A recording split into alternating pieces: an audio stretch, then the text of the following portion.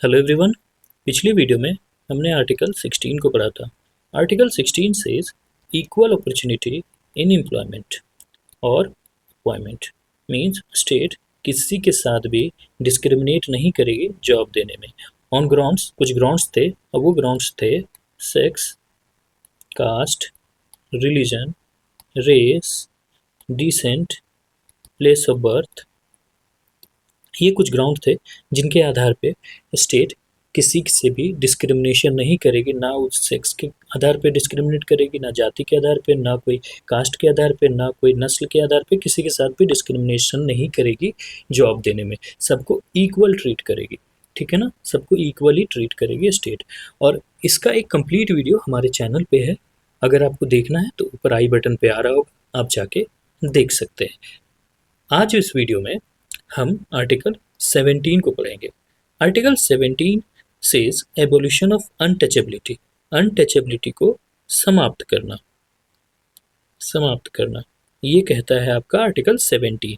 Article 17 says untouchability is abolished means untouchability खत्म हो चुका है, खत्म हो चुका है।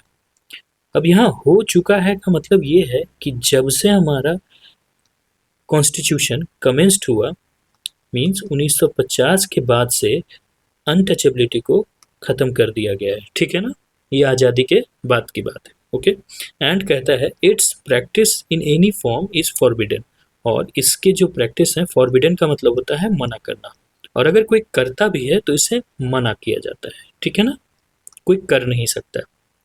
आगे कहता है the enforcement of any disability arising out untouchability shall be punished, shall be punishable offence.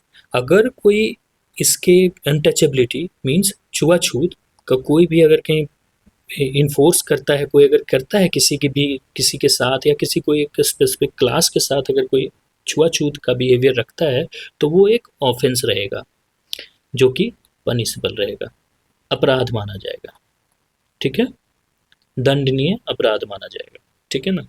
और ये जो पनिशमेंट रहेगा, ये जो ऑफेंस रहेगा, ये नॉन कंपाउंडेबल रहेगा, नॉन कंपाउंडेबल रहेगा। अब नॉन कंपाउंडेबल का मीनिंग होता है जिसे आप सेटल आउट नहीं कर सकते, सेटल आउट नहीं कर सकते, कॉम्प्रोमाइज नहीं हो सकता केस में।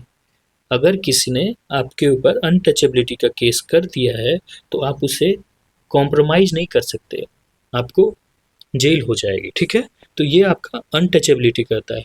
यहीं एक और राइट देता है स्टेट को कि स्टेट खुद से पनिशमेंट डिसाइड कर सकती है या फाइन डिसाइड कर सकती है या लॉज बना सकती है अनटचेबिलिटी के ऊपर, अगर कहीं प्रैक्टिस हो रहा है तो उसके ऊपर। और दूसरी चीज़ और कहता है कि अगर कोई एक पब्लिक सर्वेंट है, ठीक है, पब्लिक सर्वेंट है, मे बी पुलिस ऑफिसर, अगर वो अनटचेबिलिटी कहीं हो रहा है और उसका इन्वेस्टिगेशन अगर कहीं अच्छे से नहीं करता है तो ये जो पब्लिक सर्वेंट है वो भी लिएबल रहेगा ऑफेंस के लिए, ठीक है, उसे भी पनिशमेंट मिलेगा। तो ये है आपका आर्टिकल 17। अब और इसके ऊपर एक बहुत ही अच्छी मूवी आई है आयुष्मान खुराना का, आप चाहें तो जाके देख सकते हैं, आर्टिकल 15 के नाम से, ये अनटचेबिलिटी के ऊपर है। आप आपको देखना चाहिए, अगर अच्छी मूवी है, नॉलेजेबल मूवी है, ठीक है। यहीं अगर के हम बात करें इस इनके एक्ट के बारे में तो अनटचेबिलिटी के ऊपर 1955 में एक एक्ट आया था जिसका नाम था अनटचेबिलिटी एक्ट,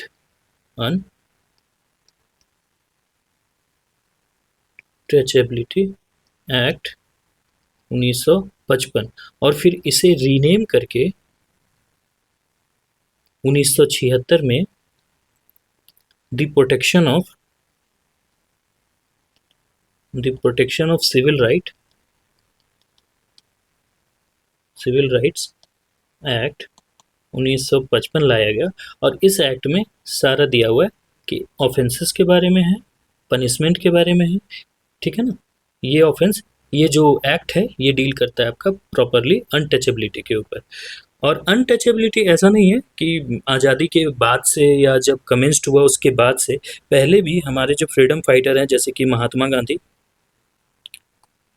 गांधी या बी आर अम्बेडकर, या ज्योतिबा फूले,